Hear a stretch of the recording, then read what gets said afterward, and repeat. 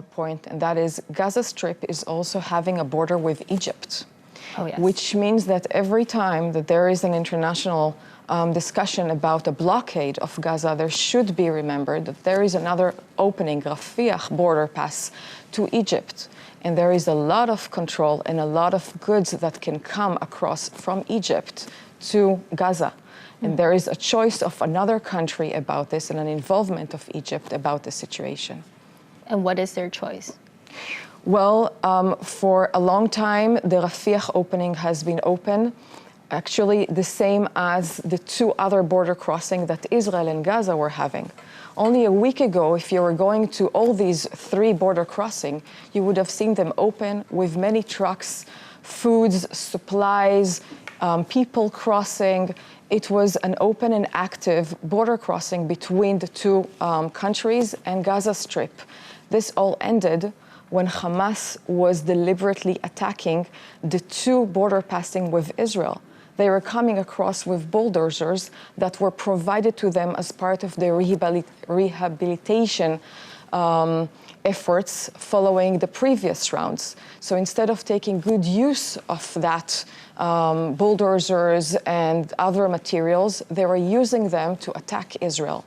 Now following that, both border passes to Israel are completely ruined. They killed all soldiers that were there, and there is no way to cross. Now the crossing to Rafah to Egypt is also closed because of the current war. Well, as you mentioned, as the Hamas infiltrated into Israel, we see that they blockade the West Bank. And what is there any hidden threat in the future that nearby countries or even geopolitically or even the world should be aware of? Okay. So as the war started on Saturday and we realized, and it took us some time to realize the situation on the ground, Israel immediately reinforced its forces all around Israel, through the West Bank, through the area surrounding Gaza Strip, to the northern border with Lebanon and Syria.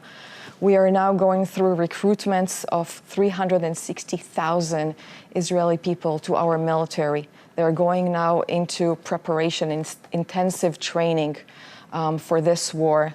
We're having many, many volunteers who are guarding the villages and the civilian cities.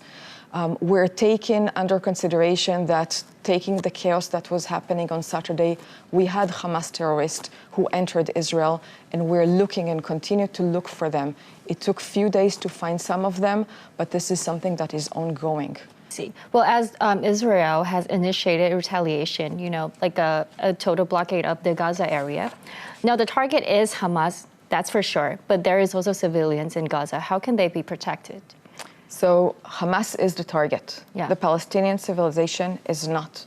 And I want to assure you that Israel cares more about the Palestinian population than Hamas ever did. Hamas uses Palestinian population as human shield. They put their military next to school, next to hospital, inside mosques. They're using, sometimes even holding the Palestinian people close to them physically, that they will not go as they use them when they're doing militant activities. I can tell you about humanitarian law during war and what needs to be done and how Israel is doing that, but I won't. I can tell you about how we monitor the situation of gas, of water, of food, of medication inside Gaza Strip to make sure that this is not coming to humanitarian crisis, but I won't tell that. I can tell you how we are getting the information about international shelters and public shelters to protect civilian people, Palestinians there, and how we avoid targeting them, but I won't tell you all that. And I will not tell you how we are giving prior notice to Palestinian people so they can leave their houses in time and move inside a city so they will not be harmed in our firing.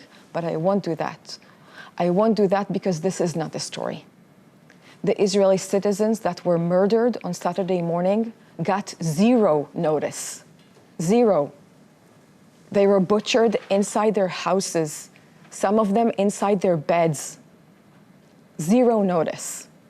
And this is the story. It's a story against terrorism. And Israel is on the forefront of that, but we're not the only one. This should be for all democracies, for all liberal countries, for everybody who cares about human rights.